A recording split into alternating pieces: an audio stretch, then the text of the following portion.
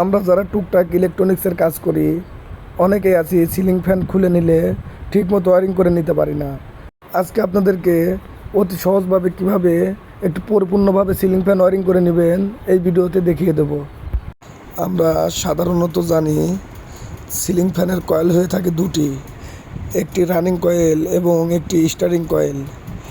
Running কয়েলের পাক সংখ্যা বেশি থাকে, সেজন্য রেজিস্ট্যান্সও বেশি দেখায়, এবং স্টারিং কয়েলের পাক সংখ্যা কম থাকে, সেজন্য রেজিস্ট্যান্স একটু কম দেখায়।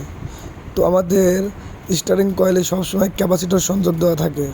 তো আমি কিভাবে এই ক্যাপাসিটরটি সংযোগ দিই আপনারা এই ভিডিওতে দেখে বুঝে নিতে পারবেন। ভিডিওটি ভালো লাগলে আমাদের ইলেকট্রিক আপডেট ইউটিউব চ্যানেলটি সাবস্ক্রাইব করে পাশে থাকবেন। বন্ধুরা, আমরা অনেকেই সিলিং ফ্যানগুলো আমরা নিজেরাই নষ্ট করে ফেলি। যেমন সিলিং ফ্যান আমাদেরকে অবশ্যই মাপ অনুযায়ী ক্যাপাসিটর সংযোগ দিতে হবে। সাধারণত নতুন ফ্যানে আমরা 2.5 ক্যাপাসিটর সংযোগ দিয়ে নেব। তো যাই হোক, সিলিং ফ্যান ওয়ারিং করতে আমাদেরকে শুরুতে একটি রানিং কয়েলের তার এবং একটি স্টারিং কয়েলের তার দুটি অ্যাডজাস্ট করে নিতে হবে।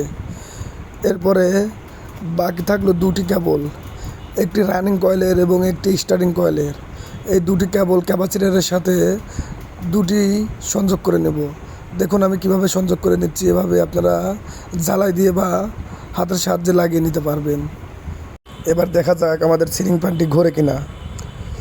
দেখা যাচ্ছে আমাদের সিলিং ফ্যানটি ঠিকঠাক কাজ করছে। তো যাই হোক, এবার আপনাদেরকে দেখিয়ে দিই কীভাবে মেইন তার কানেকশন করবেন। আমাদের ভিডিও দেখে যদি উপকৃত হয়ে থাকেন অবশ্যই ইলেকট্রিক আপডেট ইউটিউব চ্যানেলটি সাবস্ক্রাইব করে রাখবেন। সোল্ডারিংয়ের সাহায্যে আমরা সব কেবলগুলো সোল্ডারিং করে নিব।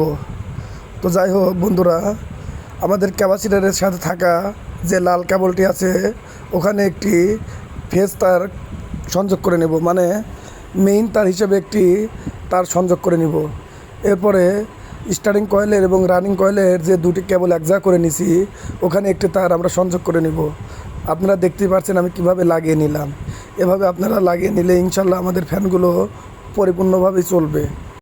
সিলিং ফ্যানে কখনোই 3.5 ক্যাপাসিটর সংযোগ করবেন না, সেক্ষেত্রে আপনাদের ফ্যানগুলি অতি তাড়াতাড়ি নষ্ট হয়ে যাবে।